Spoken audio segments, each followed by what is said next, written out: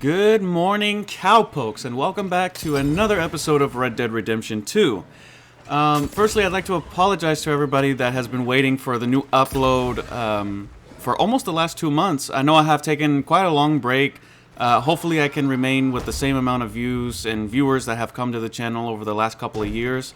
I was just going through some major personal issues in my life that maybe I'll explain one day, but for the moment right now, I'm just working on trying to move past all those things and be happy with my wife and my daughter and my grandmother and everybody who's important to me in my life right now. But also, I want to apologize to you guys for kind of just taking off without any real explanation and leaving everybody in the dust and wondering when the next upload was going to be. Everybody here who watches my videos and has been supportive of me, you also mean the world to me, and I'm so very sorry. But I would like everybody to know that you haven't been far from my thoughts. I have always thought about what can I do for the next video whenever I come back. Also, there was a small element of anxiety in making these videos again, and I don't know why. I never really had that issue until actually I took this little break, and then actually trying to get back into the schedule of uploading and editing and you know, doing all the work that I do for the channel. For some reason, I felt really nervous about it, and I don't understand why.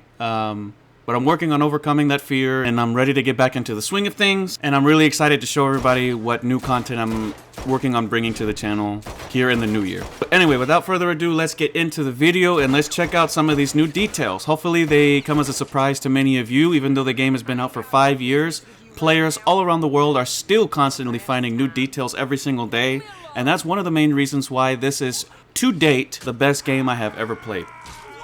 Alright, so starting first on the bounty hunting mission with Sadie, where you have to find Nathan, Kirk, and Strawberry, there's 2 ways you can actually get him to come out of his hotel room. You can either knock on the door and break it down, or you can knock on the door, and instead of breaking it down, you can go back the other way downstairs and come out the front door, and from there he will already be seen trying to make his escape.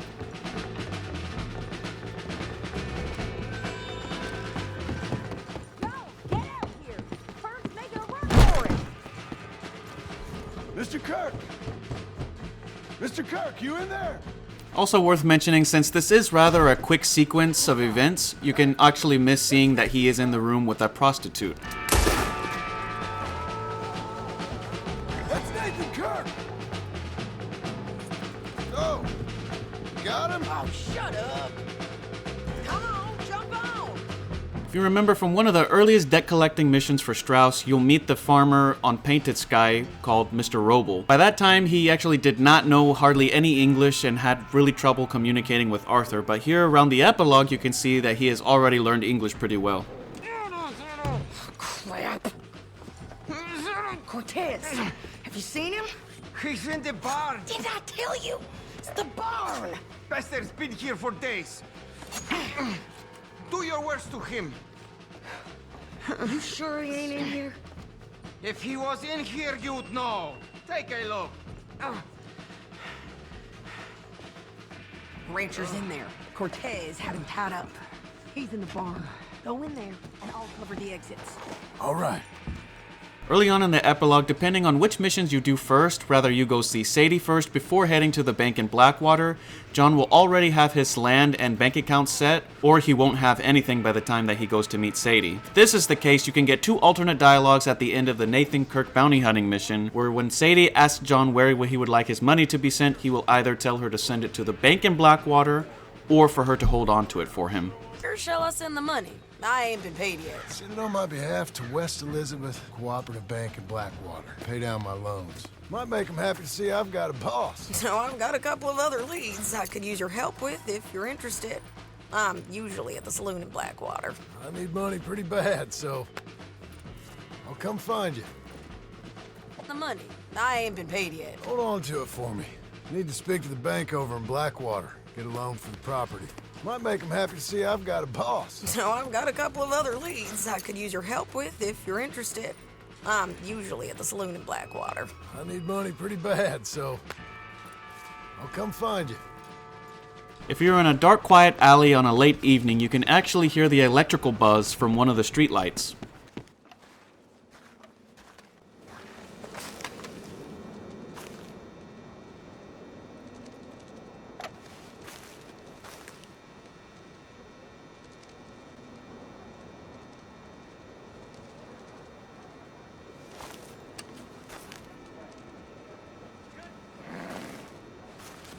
Also, something that I've just recently noticed is that John actually has a mailbox outside his front gate at Beecher's Hope. This wasn't present in the first Red Dead Redemption, but I suppose it's just an extra little detail that they wanted to add to make it more realistic in Red Dead Redemption 2. There's not really anything you can do with it or interact with it, but something I have seen is that the metal that composes the mailbox is so thin that when you fire bullets at it, they'll pass straight through, as you can see here, and it can hit the fence in the background and actually destroy it.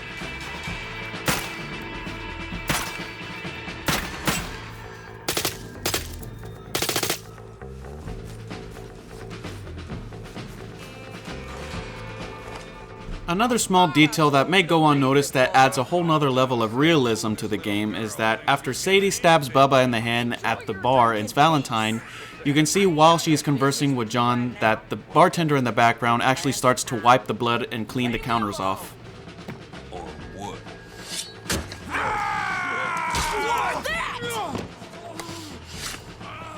Get the hell out of here before she kills us all! You! Get out of here! Looking to buy some property. Beecher's Hope, west of Blackwater. I'm kind of a farmer now. And you? Oh, you know how it is. Bounties mostly, and some other stuff, good and bad. Now for this next clip, I'd like to firstly apologize for the audio. I have no idea exactly what happened, but for some reason the audio was not captured in the gameplay. But anyway, I've recently found that you can actually pick up a torch outside of missions, even though you can't really do much with them. It's a cool little detail that you can see, and to have extra objects to interact with, and also something that you can use while traveling in the night, while trying to look for any spooky Easter eggs or secrets or references in the swamps of Red Dead Redemption 2. And you don't want to use your horse, you can walk around here with this torch as an alternative to using a lantern.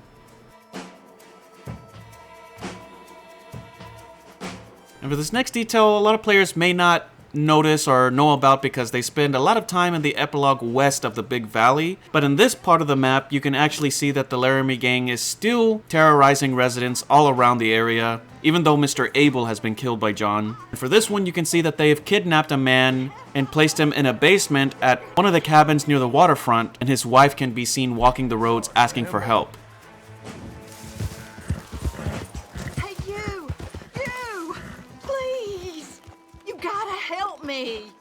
Mr. Abel's thugs been wanting us to sign our land over. Only this time I escaped, but they have my husband. They're gonna kill him. Go to hell! Sorry, ma'am, but it just ain't my business. If you won't help, I'll find someone who will. All right, I'll help. It's the stone farmhouse back there where I came from. I'll head there now. I'll see about finding more help. Easy. You don't sign this over. I'm gonna take a long time on you. Just do it. You're gonna do it. You see, we're used to a mite more cooperation than you're offering. It's only scrub land. To think your boys died for some scrub. You son of a bitch. I'll break your goddamn neck. Oh, that's not very nice. After I'd done you the courtesy of offering a deal. What about the Y'all other Larami one? boys? Yeah? I don't much like Oh, you're real dumb. Now get him! Get him! Hey, untie me, will you? Still breathing, fella? Get these damned ropes off me. Yes. Thank you. Thank you. Those goddamn bastards deserve that and more. My wife. You seen my wife by any chance? She was wandering off somewhere back a ways. Didn't look so good. Oh, no. Well, I hope she found safe. She's got a good head on her shoulders, that one. Where are you, my dearest? On, here. And lastly, for this final detail, you can actually make your own custom zombie horse. In order to do this, you have to get your horse, place it somewhere that's near a body of water, throw a Molotov cocktail at an object close enough to it to where it can still be injured from the spread of the flames, but enough to where it'll fall into the water to extinguish the flames before it kills the horse. You can do this as many times as you want, even until the horse is completely charred, and you can still use it and ride it around. Hey, easy.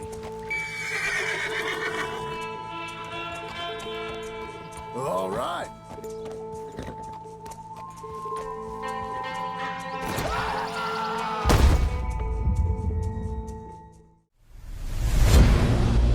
Wake him up a little!